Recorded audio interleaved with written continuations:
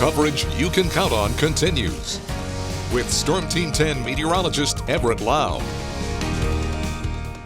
Starting off with a view from Sky Drone 10 News 10 photojournalist Dorothy Goforth. We're out to Fowler Park today, and you can see people were in the water. A good place to be, as hot as it was. We saw some cloud cover come through in the part of the day. Most of the Wabash Valley stayed dry. We had some showers and storms work through northern areas and head through Indy, but you can see the people out there enjoying the water on this hot summertime day. And tomorrow's going to be another day where you're going to hope to have some way to cool off, whether that's a pool or splashing around somewhere, because the heat advisory is still in effect for all of our Illinois counties. It's going to be in effect until 8 o'clock tomorrow night Central Time.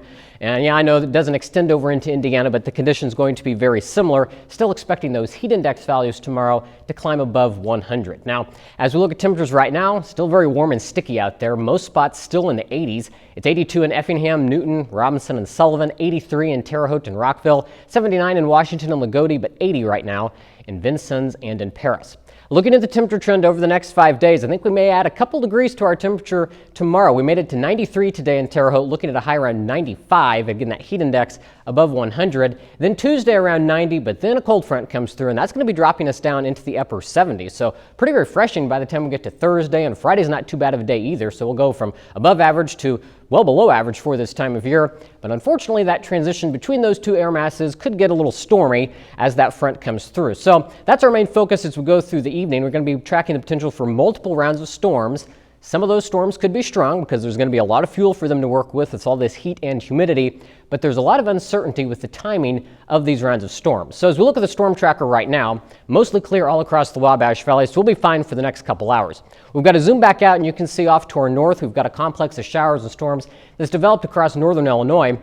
And the culprit's this cold front that's up across Wisconsin and Minnesota. It's moving very slowly, and every so often it kicks out a little flow of some air, and that sparks off this line of showers and thunderstorms. It's going to sweep across the two-state region, and it's just going to keep doing that as we go through the next few days. So it depends on how far these storms make it and where they are, where we see the next system form. So for the overnight hours, the storm outlook does have the northern part of the Wabash Valley and a slight risk for some of those strong storms, but it's going to be mainly focused right along this main line. So at this point, it looks like it's going to go more to our north, but there is the possibility for some of those showers and storms to graze the northern part of the Wabash Valley as we go into the overnight hours. Now tomorrow it's going to be a very similar story. We're still going to have that front to our northwest, so it looks like it's going to kick off another round of showers and storms. This round looks to be more late in the day, so probably similar timing to what we're dealing with right now. But the greatest threat's going to be, again, north of the Wabash Valley, but some of those storms could come across northern parts of the News 10 viewing area.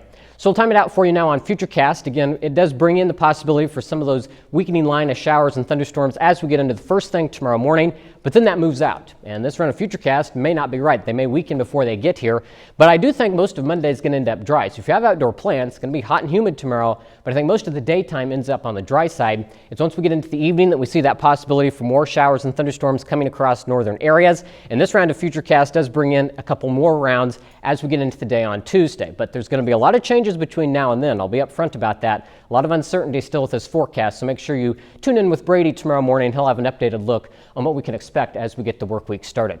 Tonight, though, 75, warm and muggy. Again, isolated storms possible primarily to the north. That's where that best chance will be. 95 tomorrow, hot and humid with that heat index around 105. A breeze out of the southwest. Tomorrow night down to 76, so still warm and muggy with those showers and storms. And as we look at the 7-day forecast, you can see once that front does clear through, it is much nicer. Again, upper 70s on Thursday. Lots of sunshine heading into next weekend, with highs eventually climbing back into the mid-80s.